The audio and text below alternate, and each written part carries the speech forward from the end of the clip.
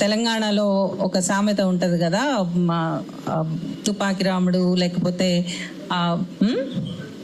పిట్టల దొర అని. ఆయన అన్ని మనం ప్రత్యేకించి ఆయనకి పెద్ద ఎక్కువ ఇవ్వాల్సినటువంటి అవసరం లేదు. కానీ ఆయన ఒక పక్క రాష్ట్రానికి ముఖ్యమంత్రి, ఉప ముఖ్యమంత్రి. ఆయనకు ఒక్క విషయం మాత్రం చెప్పాలి. తెలంగాణ ఉద్యమం జరిగినప్పుడు ఇదే ప్రెస్ క్లబ్లో ఆంధ్ర తెలంగాణ ప్రజల మధ్య ఒక డైలాగ్ని నేను ప్రిసైడ్ చేసినటువంటి ప్రెస్ క్లబ్లో జరిగింది. పొత్తూరి వెంకటేశ్వరరావు గారు వచ్చారు, ఇంజనీర్ హనుమంతరావు గారు వచ్చారు. అంటే ఎంతోమంది విజ్ఞులైనటువంటి వాళ్ళు వచ్చారు, ప్రజలు వచ్చారు, అటు ప్రజలు వచ్చారు, ఇటు ప్రజలు వచ్చారు, మాట్లాడారు. ఒక డైలాగ్ నడిచింది. ఇది తెలంగాణ ఉద్యమం జరుగుతున్నప్పుడు. 12 ఏళ్ళు అయిన తర్వాత ఈరోజు ఈ రకమైనటువంటి ఒక దూకుడుతనంతో, అది దూకుడనాలా లేకపోతే ఎచ్చిడితనం అనాలా మనమే వదిలేద్దాం.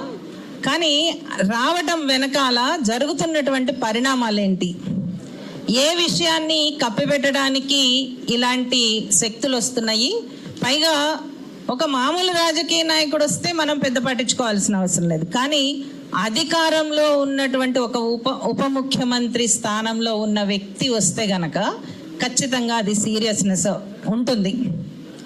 ఆయనకు ఒకటే ఒక విషయం చెప్పాలి. ఏంటంటే, మొట్టమొదట మీరు రాజకీయాలు, రాజ్యాంగం దీని గురించి తెలుసుకోండి. రాజకీయాలంటే వ్యతిరేకమైనటువంటి అర్థం కాదు. రాజకీయ వ్యవస్థ లేకపోతేనే మనం ఎవరం లేం. రాజకీయ వ్యవస్థ మనకు ఉండాలి. రాజకీయ పార్టీలు వేరు, రాజకీయ వ్యవస్థ వేరు, రాజకీయ ప్రశ్నలు వేరు. ఈ రాజకీయ వ్యవస్థ గురించి పవన్ కళ్యాణ్ గారు నేర్చుకోవాలి. మీరు 1,00,000 పుస్తకాలు చదివారా? నాకు తెలియదు. 1,00,000 పుస్తకాలు చదవగలిగిన వ్యక్తి ఎవరు ఉండరు. కానీ మీరేం చదివారు, మీరేం నేర్చుకున్నారు అనేటటువంటిది ఊరికినే 4 పదాలు చెప్తే కుదరదు. ఆయన తర్వాత ఒక రాజకీయ పార్టీని ఎట్లా నడపాలి, ఒక సినిమా యాక్టర్గా ఉన్నటువంటి వ్యక్తి, నీకు ఒక ఇన్ఫ్లుయెన్స్ ఉంది, నిన్ను ఆదరించారు, ఫైన్. నీ సినిమాలు మాకు నచ్చాయా లేదా వేరే విషయం. కానీ నువ్వు సినిమాల్లో ఒక నాయకుడుగా వచ్చావు, నీకంటూ ఒక పేరు తెచ్చుకున్నావు, ఫైన్. ఎవ్వరం కూడా దాన్ని మనం కాదనాల్సిన అవసరం లేదు. కానీ నువ్వు ఒక సినిమా యాక్టర్ నుంచి నువ్వు ఒక రాజకీయ నాయకుడుగా, అంటే ఒక పుష్కర కాలం పాటు నువ్వు రాజకీయాల్లోకి వచ్చి నువ్వు నేర్చుకున్నటువంటి విషయం ఏంటి? నువ్వు అన్నందుకు మళ్ళీ ఆయన ఫీల్ అవుతారేమో. మీరు నేర్చుకున్నటువంటి విషయం ఏంటి? పవన్ కళ్యాణ్ గారు, మీరు నేర్చుకున్నటువంటి రాజకీయం ఏంటి? రాజకీయం అంటే అటు ఇటు తంపులు పెట్టడం కాదు. మీరు ఏం నేర్చుకున్నారు? అసలు ఒక రాజకీయ విలువని ఏం నేర్చుకున్నారు ఒక్కటి చెప్పండి. రాజకీయ విలువలో మనకు కనిపించేదే రాజకీయం కాదు. డిప్లొమాటిక్ రిలేషన్షిప్స్ అని అంటారు. అంటే పక్క రాజ్యానికి, ఇంకొక రాష్ట్రానికి, లేకపోతే ఇంకో దేశానికి మధ్య ఉండేటటువంటి డిప్లొమాటిక్ రిలేషన్షిప్స్ అంటారు. అంటే ఆ సంబంధ బాంధవ్యాలని గౌరవప్రదంగా చూడడం అనేటటువంటిది. మీకు తెలుసో తెలియదో, మీ పక్కింట్లో గనక ఎవరన్నా చనిపోతే, నేను ఆంధ్రాలోనే పుట్టానండి, నేను చిన్నప్పటి నుంచి చూసినటువంటి ఆంధ్ర రిప్రజెంటేషన్ పవన్ కళ్యాణ్ కాదు. ఆంధ్ర రిప్రజెంటేషన్ వేరే ఉంది. ఆంధ్ర రాజకీయాల నుంచి నేర్చుకోవాల్సినటువంటి ఎంతో మంది వ్యక్తులు ఉన్నారు మనకి.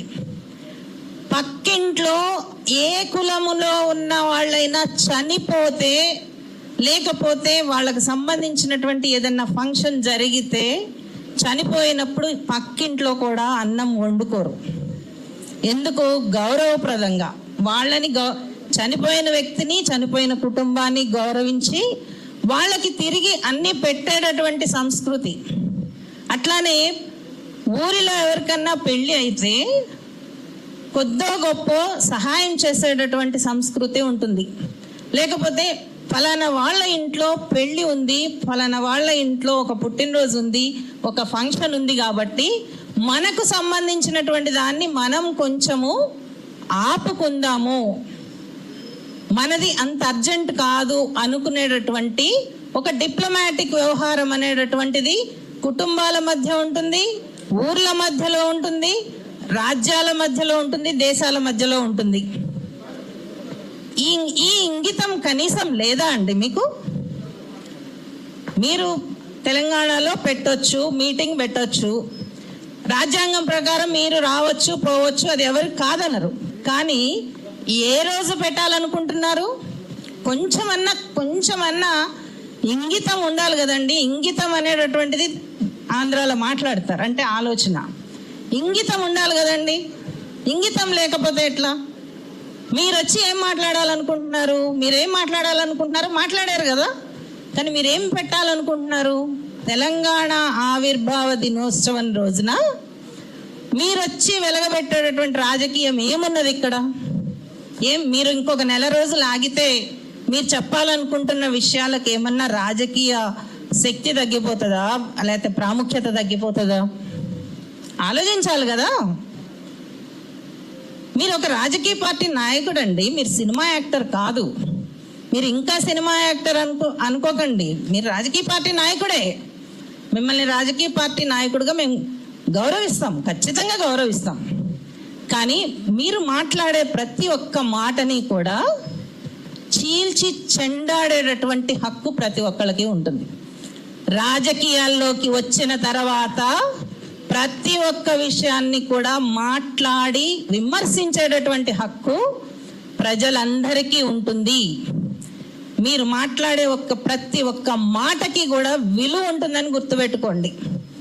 ఆ విలువ మీకు నచ్చితే కుదరదు, ఎదుటి వాళ్ళకి కూడా అది అంగీకారం అయితే అంగీకారం అని చెప్తారు, లేకపోతే విమర్శిస్తారు. విమర్శించడం అనేదే ప్రజాస్వామ్యంలో ముఖ్యం. ఇంత చిన్న లాజిక్ ఎట్లా మర్చిపోయారు మీరు? ఇది మీ సినిమా డైలాగ్ కదా, ఇట్లాంటివన్నీ సినిమాల్లోనే ఉంటాయి. ఇంత చిన్న లాజిక్ ఎట్లా మర్చిపోయారు? పక్క రాష్ట్రము ఆవిర్భావ దినోత్సవం రోజు మీరు ఇక్కడికి వచ్చి చేయాలనుకుంటున్నటువంటి విద్వేషం ఏంటి అనేది అందరికి అర్థమైంది కదా. పరువు తీసేశారు కదండి, ఆంధ్ర ప్రాంత ప్రజల పరువు తీసేశారు కదా. ఒక ఉప ముఖ్యమంత్రి స్థాయిలో ఉండి ప్రజలని తక్కువ చేయడం ఏంటండి? తెలంగాణ ప్రజలైనా ఆంధ్ర ప్రజలైనా కావడి కుండలు అని చెప్పి ప్రకటించినటువంటి నేల ఇది. ఆంధ్ర రచయితలు తెలంగాణ రచయితలు కలిపి రాసినటువంటి నేల. మేము కావడి కుండలుగా ఉంటాము, ప్రాంతాలుగా విడిపోయినా కానీ ప్రజలుగా కలిసి ఉంటాం అన్నటువంటి నినాదం వచ్చినటువంటి ఉద్యమం అండి తెలంగాణ ఉద్యమము. గౌరవించాలి కదా. ఎందుకు గౌరవించరు? మీకు ఆ మాత్రం తెలియదా? ఒక రాజకీయ నాయకుడిగా పక్క రాష్ట్రాన్ని గౌరవించాలనేటటువంటిది లేదా? నిజానికి మీరు చేయవలసిందేంటి? తెలంగాణ రాష్ట్ర ఆవిర్భావ శుభాకాంక్షలు చెప్పాలి.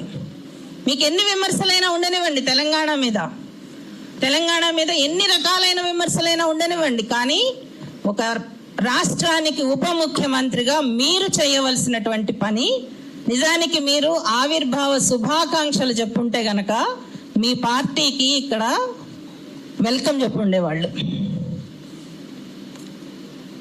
అది వాళ్ళు ఇక్కడ ఉండేటటువంటి వాళ్ళ ఇష్టము. కానీ మీరేం చేశారు? శుభాకాంక్షలు చెప్పలేదు, మీరు అశుభం పలికారు.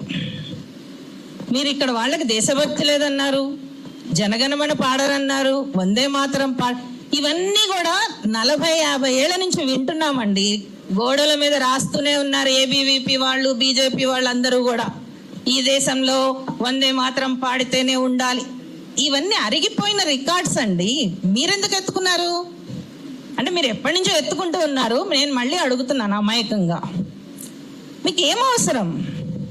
ఆంధ్ర ప్రాంతంలో సమస్యలు లేవా? అసలు ఒక పరిపాలకులుగా చేయాల్సినటువంటి పని చాలా ఉంటుంది. అక్కడ చెయ్యండి, ఇక్కడ కూడా చేయండి వచ్చి. కానీ ఏం చేయాలి? అసలు మీ కార్యాచరణ ఏంటి? ఆంధ్రప్రదేశ్లో మీ కార్యాచరణ ఏంటి? ఆంధ్రప్రదేశ్లో సమస్యల మీద మీ కార్యాచరణ ఏంటి? మీ విషయాల మీద, వైద్యం మీద మీ కార్యాచరణ ఏంటి? విద్య మీద మీ కార్యాచరణ ఏంటి? అక్కడ ఉన్నటువంటి వ్యవసాయ విధానం మీద మీ కార్యాచరణ ఏంటి? అక్కడ స్త్రీల మీద అత్యాచారాలు జరుగుతున్నాయి, మీ కార్యాచరణ ఏంటి? ఎలా తగ్గిస్తారు? ఏం చేస్తే తగ్గుతుంది? అక్కడ ఉండేటటువంటి ఎస్సీ బీసీ మైనారిటీ వర్గాలకి మీరు ఇచ్చేటటువంటి భరోసా ఏంటి? ఏమీ లేదు. ఏమిస్తున్నారు మీరు? భరోసా ఇవ్వాలి కదా. మీరు భరోసా ఇచ్చుంటే ఇక్కడికి ఒక ఇస్త్రీ పెట్టి తీసుకుని ఎందుకు వస్తారండి? లేకపోతే ఒక కూరగాయలు అమ్ముకోవడానికి ఎందుకు వస్తారు? మీరు ఇవ్వండి భరోసా. అక్కడ ఆ భరోసా ఇవ్వడం చేత కాలేదు. మీరు వచ్చి ఇక్కడ నవనిర్మాణం ఏం చేస్తారు? సరే, నవనిర్మాణం చేయడానికి మీకు హక్కు ఉంది అని అనుకున్నా, మీ నవనిర్మాణంలో ఎజెండా ఏంటి చెప్పండి. ఇప్పుడు తెలంగాణ ఇప్పుడు అయిపోయింది కదా, మీకు పర్మిషన్ ఇవ్వలేదు, చాలాసార్లు ఇవ్వలేదు. చాలాసార్లు చాలా మీటింగులకి రాజకీయ పార్టీలకి పర్మిషన్లు ఇవ్వరు. అది పాలకుల విధానం. దానికి మనం వ్యతిరేకిస్తాం. నెల రోజుల పాటు సంవత్సరం పాటు ధర్నా చౌక్ను మూయిస్తే, నెల రోజుల పాటు ఉద్యమం చేస్తే అది తీయించగలిగాం. ఈరోజు ధర్నా చౌక్లో వచ్చి మీటింగులు పెట్టుకుంటున్నారంటే ఊరికనే రాలేదు. అడ్డం పడ్డాం, ప్రాణాలకు తెగించి అడ్డం పడ్డాం అందరం కూడా. కానీ మీ కార్యాచరణ ఏంటి చెప్పండి? మీ నవనిర్మాణంలో ఈరోజు అడగవలసింది పృథ్వీ, నీ నవనిర్మాణంలో, నువ్వు చెప్తున్నటువంటి నవనిర్మాణంలో నీ కార్యాచరణ ఏంటి? అలా అనడం వలన జరిగే నష్టం వేరే ఉంటుంది లలిత. ఎందుకు అనంటే ఈ క్షణానికి మనకి ఆవేశం రావచ్చు, కానీ రాజకీయాన్ని రాజకీయంతోనే ఎదుర్కోవాలి. నీ రాజకీయ సైద్ధాంతికత ఏంటి, నీ డొల్లతనం ఏంటి అనేది నువ్వే బయట పెట్టుకోవాలి. అరే, నువ్వు తెలుగు సినిమా ఇండస్ట్రీలో ఆడపిల్లలు వచ్చి మా మీద ఇంత అన్యాయం జరుగుతోంది అని మాట్లాడుతూ ఉంటే, ఎవరో ఒక అమ్మాయి నిన్నేదో అన్నది అని చెప్పి ఎగేసుకుంటూ వెళ్ళిపోయి మొత్తము కార్లు వేసుకుని వెళ్ళిపోయి ఛాంబర్ని పగలగొట్టి ఏదేదో చేసావు కదా, ఒక అమ్మాయి అన్నది అని చెప్పి అంటారు. కానీ ఆ ఇండస్ట్రీలో జరిగినటువంటి వాటి మీద మీరు ఎందుకు బాధ్యత తీసుకోరు? జరగాల్సింది ఇట్లా జరగాలి, ఆడపిల్లల మీద అన్యాయం జరగకూడదు అని చెప్పి కదా మీరు చెప్పాల్సింది. మాట్లాడుతున్నటువంటి వాళ్ళ మీద మీ సైన్యం చేసినటువంటి ట్రోలింగ్ ఉన్నది చూసారా, వాళ్ళకి కనీసం ఒక మాట చెప్పలేకపోయారు మీరు. అరే, ఆడవాళ్ళని అనకండిరా, ఆడవాళ్ళని అనడం వలన అది అమర్యాద అవుతుంది, మన సంస్కృతి కాదది. ఆ స్త్రీలను గౌరవించాలి, లేకపోతే వాళ్ళని మాట్లాడనివ్వాలి అని చెప్పి అనలేకపోయారు కదా. వాళ్ళని అంత అసభ్యంగా తిట్టకండి అని చెప్పి మీ సైనికులకి చెప్పలేకపోయారు కదా. అదే ఇప్పటికీ కొనసాగుతోంది కదా. ఏమనుకుంటున్నారు మీరు? ఇంతకాలము అయిపోయారు మహిళా కార్యకర్తలు, సామాజిక కార్యకర్తలు. సజయ అయిపోయింది, సంధ్య అయిపోయింది, దేవి అయిపోయింది. మీరు మిమ్మల్ని పెంచి పోషిస్తున్నటువంటి ఢిల్లీ నుంచి మీకు అందుతున్నాయి కదా, వాళ్ళందరూ అయిపోయారు తిట్టడం అన్ని. ఇప్పుడు మీరు మొదలు పెట్టారు. అండ్ ఇప్పుడు ఆడవాళ్ళందరూ అయిపోయారు కదా, ఇప్పుడు పృథ్వీ లాంటి వాళ్ళ ఫోన్ నెంబర్లు వేస్తారు. మా ఫోన్ నెంబర్లు ఎప్పుడో పబ్లిక్ అయిపోయినాయి, ఎప్పుడో అయిపోయినాయి. మేము చాలా సార్లు, కొన్ని వందల సార్లు రేప్ చేయించుకున్నాం. గుర్తుపెట్టుకోండిరా, మీ తల్లికైనా మాకైనా ఉండేది ఒకటే రకమైనటువంటి అవయవం, దానికి తేడాలు ఏం లేవు. నువ్వెలా పుట్టావో నేను అలానే పుట్టుంటాను. సృష్టి కార్యం ఒకలానే జరుగుతుంది, వేరే రకంగా జరగదు. పచ్చిగా మాట్లాడితే బూతులు అవుతాయి అవి, దానికి ఒక సంస్కారం ఉంటుంది. అంతేగాని మాటలు వచ్చు కదా అని చెప్పి ఇష్టం వచ్చినట్టు మాట్లాడితే ఏం నేర్పిస్తున్నావు నువ్వు? ఏం నేర్పిస్తున్నావు నీ సైన్యానికి, నీ ఫాలోవర్స్కి ఏం నేర్పిస్తున్నావు? నిన్నగాక మొన్న సీరియల్స్లో వేసుకునేటటువంటి వాళ్ళు కూడా వచ్చి మాట్లాడుతున్నారు కదా, ఏం నేర్పిస్తున్నావు ఒక్కొక్కళ్ళకి? ఇది కాదు అని చెప్పి ఎందుకు చెప్పలేకపోతున్నావు ఒక రాజకీయ నాయకుడిలాగా?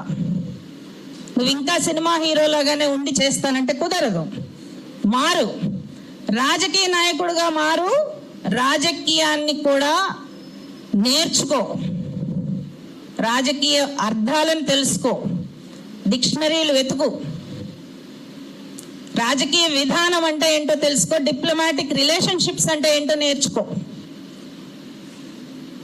నువ్వెక్కడ ఏ రాష్ట్రంలోకైనా వెళ్ళి నీ పార్టీని ప్రచారం చేసుకో, కానీ అది గౌరవప్రదంగా చేసుకో, ఎవరు కాదనరు.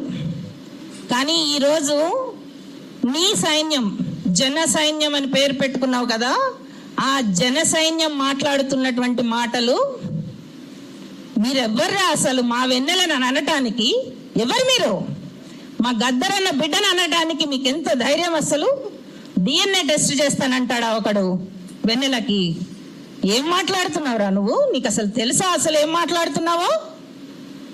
అట్లాంటి వాళ్ళకి జ్ఞానం ఇవ్వు, కొంచెం చెప్పు, బుద్ధి చెప్పు. అన్నలాగా చెప్తావో, తండ్రిలాగా చెప్తావో, లేకపోతే ఇంకే రకంగా చెప్పుకుంటావో, అలా మాట్లాడకూడదని చెప్పు. చెప్పలేకపోతే గనక అన్ని కట్టబెట్టుకుని గోదావరిలో కలుపుకుంటావో ఏం చేస్తావో అది మీ ఇష్టం. కానీ ఇది కాదు. మన దేశానికి ఒక సంస్కృతి ఉంది, ఒక పోరాట సంస్కృతి ఉంది. అది భారత స్వతంత్ర పోరాటం కావచ్చు, లేకపోతే తెలంగాణ సాయుధ పోరాటం కావచ్చు, ఇంకా ఏదైనా కావచ్చు. పౌర హక్కుల సమాజం ఒకటి ఉంది, మానవ హక్కుల కోసం పనిచేస్తున్న సమాజం ఉన్నది, విలువల కోసం పనిచేస్తున్న సమాజం ఉన్నది. ఈరోజు దాదాపు 40 ఏళ్ల యాక్టివిజంతో మాలాంటి వాళ్ళందరం కలిసి కృషి చేసి తీసుకొచ్చినటువంటి చట్టాలు ఉన్నాయి. ఈరోజు నిర్భయ చట్టం కావచ్చు, దిశ చట్టం కావచ్చు, ఏమైనా కావచ్చు, మా రక్తం, మేం చేసినటువంటి కృషి అదంతా కూడా. దాన్నన్నిటినీ నువ్వు ఇష్టం వచ్చినట్టు తుంగలోకి తొక్కి నువ్వు నేర్పిస్తున్నది ఏంటి? నీ పిల్ల సైన్యానికి బూతులు నేర్పిస్తున్నావు. జాలేస్తుంది. అంటే వెనకాల వెళుతున్నటువంటి వాళ్ళకి ఈ భవిష్యత్ ఏమవుతుంది? వీళ్ళందరికీ కూడా అసలు భవిష్యత్ అనేది ఉన్నదా? బూతులు మాట్లాడితే ఉద్యోగాలు ఇచ్చేటటువంటి ఎక్కడన్నా ఉన్నదా? చదువుకోవాలి. నువ్వు చదువుకుంటేనే నీకు వస్తుంది, నీ భవిష్యత్తు ఉంటుంది అనేటటువంటిది చెప్పాల్సింది పోయి బూతులు మాట్లాడండి, ట్రోల్ చేయండి, మాట్లాడిన వాళ్ళందరినీ ట్రోల్ చేయండి, గద్దరన్న బిడ్డను చేయండి. ఇంకేంటి? గద్దరన్నకి నీ మీద అంత నమ్మకం ఉండి నీ దగ్గరకు వచ్చి తమ్ముడు నాకు ఇవ్వు అని అడిగితే గనక నువ్వు జీవితాంతం కూడా దాన్ని భరించాలి. గద్దరన్న చేసినటువంటి త్యాగానికి నీ బోడి కారు ఒక లెక్క. ఆ మాత్రం కారు ఇస్తే నువ్వు ఈ 12 ఏళ్ల తర్వాత నువ్వు చెప్పుకోవాలా? ఏం చెప్పుకోకపోతే నీ పరువు ఏమన్నా తగ్గుతుందా? అంటే ఎంత డొల్లతనం! జాలేస్తుంది పవన్ కళ్యాణ్ నిన్ను చూసి, జాలేస్తుంది. నిజానికి పవన్ కళ్యాణ్ లాంటి వ్యక్తి రాజకీయాల్లోకి వస్తున్నాడు అంటే మా మిత్రులు కొంతమంది ఏం చెప్పారు అనంటే, పర్లేదు అతనికి ఆలోచించేటటువంటి తత్వం ఉంది, నేర్చుకుంటాడు అని చెప్పారు. నిజమే అనుకున్నాం, ఎందుకంటే చెప్పినటువంటి వాళ్ళు తక్కువ వాళ్ళు కాదు, చాలా మేధావులే, పర్సనల్గా మాట్లాడి చెప్పిన వాళ్ళు ఉన్నారు. నిజంగానే అంటే నేర్చుకుంటారు, ఎవరైనా నేర్చుకుంటారు. కానీ మీరు నేర్చుకోలేదు. మీరు యురేనియం పోరాటంలో వచ్చారు, ఒక అఖిలపక్షం కూడా పెట్టారు. అంటే ఒక పర్యావరణం మీద సీరియస్గా ఉన్నారు అని అనుకున్నాం. ఏముంది? మొత్తం పర్యావరణం అంతా కూడా సర్వనాశనం అయిపోతూ ఉంటే మీరు ఏ రోజు మాట్లాడలేదు. ఫ్యాక్టరీలు తగలబడిపోతూ ఉంటే మాట్లాడలేదు. పంట భూములు నాశనం అవుతుంటే మాట్లాడలేదు. అసలు ఒక విధానం లేదు ఆంధ్రప్రదేశ్లో పర్యావరణం మీద. ఇంకా తెలంగాణ నవనిర్మాణంలో మీరేం మాట్లాడగలుగుతారు? మీకేం తెలుసు అని చెప్పి మాట్లాడతారు. చెప్పండి, మీకేం తెలుసు? ఏంటిని మీ నవనిర్మాణం ఎజెండా పెట్టండి. మీ ఎజెండా నచ్చితే ఎవరైనా ఆహ్వానిస్తారు. మీ ఎజెండా ప్రజల ముందు పెట్టండి. ఎవరు అంటలేదు, మీరు అసలు రావాల్సిన అవసరం లేదని అంటలే. ఎజెండా పెట్టండి. రాజకీయ ఎజెండా గనక మీరు పెట్టగలిగితే గనక అంతే స్థాయిలో అందరూ సమాధానం ఇస్తారు, విమర్శిస్తారు, అవసరమైతే తన్ని తగలేస్తారు, అది వేరే విషయం. కానీ మీరు ఎత్తుకోవడమే ఒక విద్వేషాన్ని, ఒక అసహ్యాన్ని మోసుకుంటూ వచ్చారు కాబట్టే తెలంగాణ మిమ్మల్ని క్షమించదు. మీకు ఇల్లు వాకిలి ఉండొచ్చు, అది వేరే విషయం, ఎవరికైనా ఉండొచ్చు. కానీ తెలంగాణ మాత్రం ఎప్పటికీ మిమ్మల్ని మాత్రం క్షమించదు. పవన్ కళ్యాణ్, జాలిపడండి మిమ్మల్ని మీరు చూసి. థ్యాంక్ యూ అక్క. పవన్ కళ్యాణ్ కుటుంబ సభ్యులు, తర్వాత ఆంధ్రాలో ఉన్నటువంటి పెద్ద మనుషుల కుటుంబ సభ్యుల ఆడోళ్ళు అందరూ, మా తల్లులు కావచ్చు, అక్కల చెల్లెలు అందరూ సజాక మాట్లాడిన మాటలు ఒక్కసారి వినండి.